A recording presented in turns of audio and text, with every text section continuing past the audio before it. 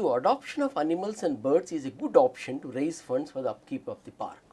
The other day, Rajya Sabha member Rajiv Chandrasekhar adopted an array of animals and birds in the park close to rupees 7 lakhs. How many such benefactors does the park have as of now, and what is the value of their contributions? Well, it is a yeoman service.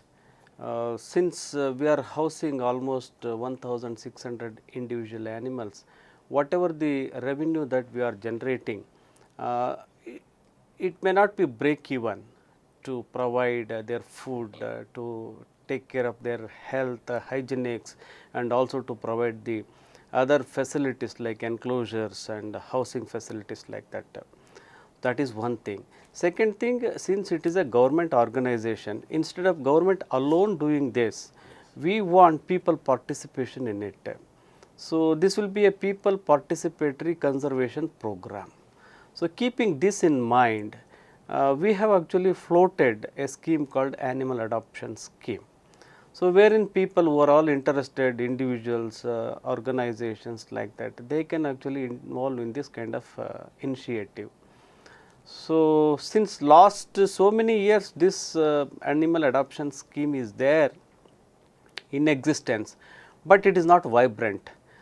Since last few months I have taken up this on priority, and as you rightly mentioned, Honorable Member of Parliament Shri Rajiv Chandrasekhar and his family members were very gracious enough to adopt a bunch of animals, right from elephant, lion, tiger, and a group of animals they have adopted by giving 7 lakh rupees. It is a big contribution and big service towards these mute animals. And since last 6-7 months, I have tried to involve the corporates, like corporate social responsibility. We have approached many of such corporate people, and in all I have mobilized almost about 1 crore rupees from various corporate sectors, and more than 500 animals are in animal adoption scheme, and it is a human service, and day by day it is actually in a increasing mode and people are actually coming. There is a overwhelming responsibility, and the spirit of this is only to make this management as a people participatory management. Then it will, citizens also will have a responsibility, and conservation, protection, preservation of the wildlife, which is the national property, is the responsibility of every citizen, as it has been mandated in the Indian Constitution itself.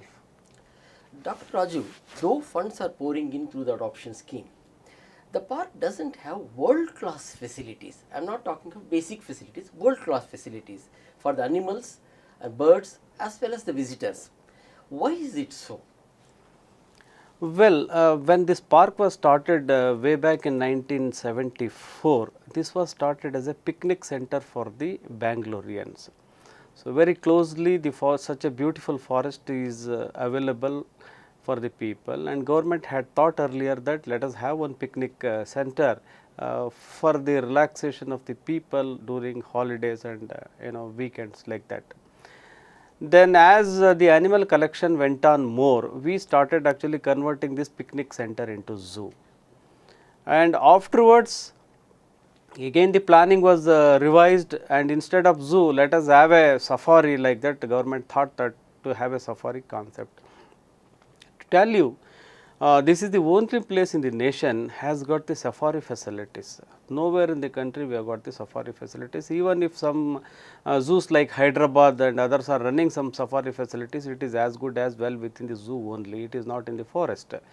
But here we have got a dedicated area for the safaris.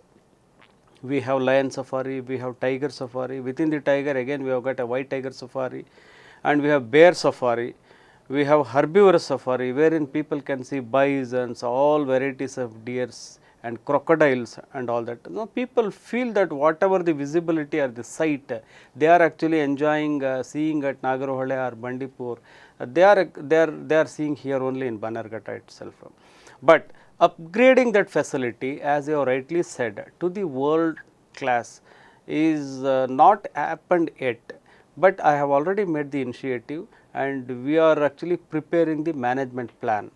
So management plan preparation is underway, and probably in a month or so the plan will be finalized. So now we have taken cognizance of all the facilities available elsewhere in the world, and to bring Bannerghatta Biological Park at par with the world class.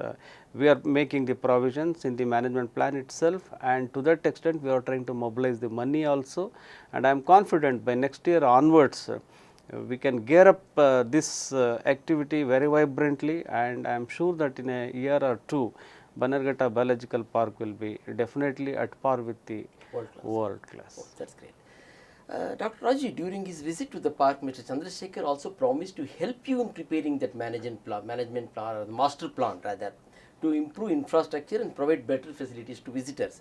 Don't you think such help from benefactors also will give a big boost to the park? Definitely, yes, that is what we are trying to involve the public in the preparation of the plan itself. Once the draft plan is ready, I will put this plan open for the public hearing. So, I will invite all the philanthropists, conservationists and politicians and bureaucrats and all that. The plan will be deliberated, and further upgradation is required. Definitely we will do that. And some of the qualified organizations like Indian Institute of Science and other universities, etc., and all that will be involved to take care of the research and management plan of all these animals and in captivity. So, yes, this kind of involvement is always encouraged us, and we are actually inviting this kind of involvement in future also. Dr. Raju, Mr. Chandrasekhar further said that his Namma Bengaluru Foundation, a foundation that he runs, will work with schools and colleges to create awareness and raise funds for adoption of birds and animals in the park. Don't you think it's an excellent idea that more and more people should come forward? Yes, yes, it's an excellent idea. Education and awareness as far as the conservation of all these animals which are in the brink of extinction is a challenge really, and most of the animals we have already lost, and some of the animals are in the brink of extinction. So now we have to prioritize which are all the nationally important animal, globally important animal and regionally important animal, and what is their status in the nature. So, looking at that, we have to take the conservation initiative in the captive setup itself.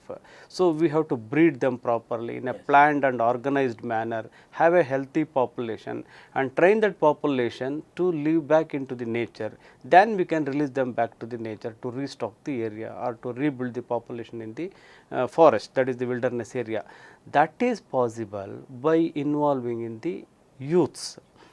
You take the population of this nation, almost 40% of the total population of this nation are the youths, almost about 40 crore people are the youths, and youths are the people who can matter in either developing the country or even destroying the country.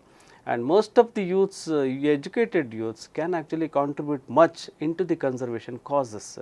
So, with this idea probably Honorable MP also wants to involve the youths, educated youths, schools, colleges, and that is how we are actually planning to go ahead, and this will be a part in the management plan prescription itself. This will be prescribed in the management plan.